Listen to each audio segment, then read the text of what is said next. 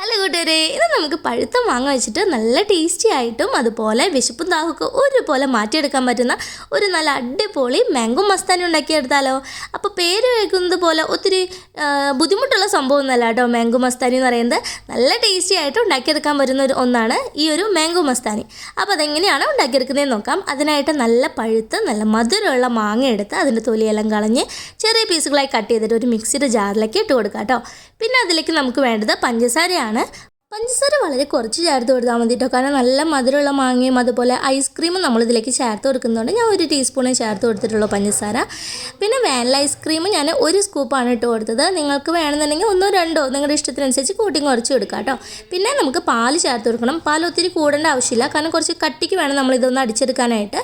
അപ്പോൾ പാല് ഞാൻ തിളപ്പിച്ച് ചൂടാറിയതിന് ശേഷം ഫ്രിഡ്ജിൽ വെച്ച് തണുപ്പിച്ചെടുത്തതായിരുന്നു.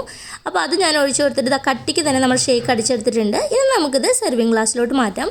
സെർവിങ് ഗ്ലാസ്സിൽ നമ്മൾ സെർവ് ചെയ്യുന്ന സമയത്ത് ഇത് ലെയറായിട്ടാണ് നമ്മൾ ഇട്ട് കൊടുക്കുന്നത് കേട്ടോ. അപ്പോൾ അതിനായിട്ട് ഞാൻ ആദ്യം കുറച്ച് പഴുത്ത മാങ്ങ ചെറിയ പീസുകളായിട്ട് അത് നമ്മുടെ ഗ്ലാസിൻ്റെ അടിഭാഗത്ത് ഇട്ട് കൊടുത്തു. പിന്നെ അതിന് മുകളിലായിട്ട് വാനില ഐസ്ക്രീമിൻ്റെ 2 സ്കൂപ്പ് ഇട്ട് കൊടുത്തു.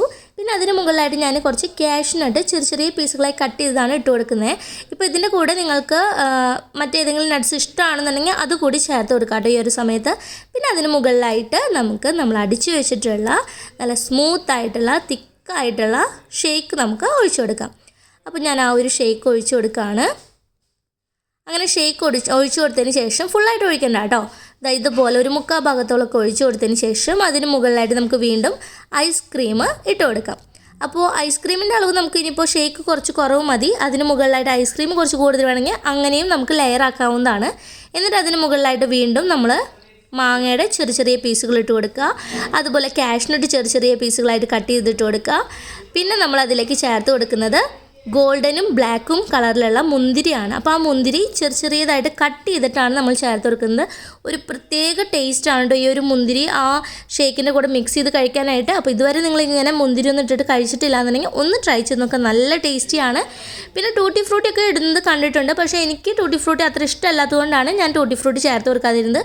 നിങ്ങൾക്ക് ഇഷ്ടമാണെന്നുണ്ടെങ്കിൽ ചെറിയും ടൂട്ടി ഫ്രൂട്ടിയും ഒക്കെ നമുക്കിതിന് മുകളിൽ ഇട്ട് കൊടുത്തിട്ട് സെർവ് ചെയ്യാവുന്നതാണ് കേട്ടോ. എന്നിട്ട് അത് കഴിക്കുന്ന സമയത്ത് നന്നായി ഒന്ന് മിക്സ് ചെയ്തിട്ട് അതിൽ ഒരു സ്കൂപ്പ് എടുത്ത് ഒരു സ്പൂൺ എടുത്ത് കഴിക്കുമ്പോഴുണ്ടല്ലോ ഭയങ്കര ടേസ്റ്റിയാണ്. ആ ഒരു നട്ട്സും അതുപോലെ ആ ഡ്രൈ ഫ്രൂട്ടും ആ മാംഗോയും ആ ഐസ്ക്രീമും എല്ലാം ഷേക്കും എല്ലാം ചേർന്ന് വരുമ്പോൾ സൂപ്പർ ടേസ്റ്റാണ് കേട്ടോ. അപ്പോൾ നിങ്ങൾ ട്രൈ ചെയ്ത് നോക്കുക. നിങ്ങൾക്ക് വീഡിയോ ഇഷ്ടമാകുകയാണെന്നുണ്ടെങ്കിൽ ലൈക്ക് ചെയ്യാനും ഷെയർ ചെയ്യാനും കമൻറ്റ് ചെയ്യാനും മറക്കരുത് കേട്ടോ. Thanks for watching.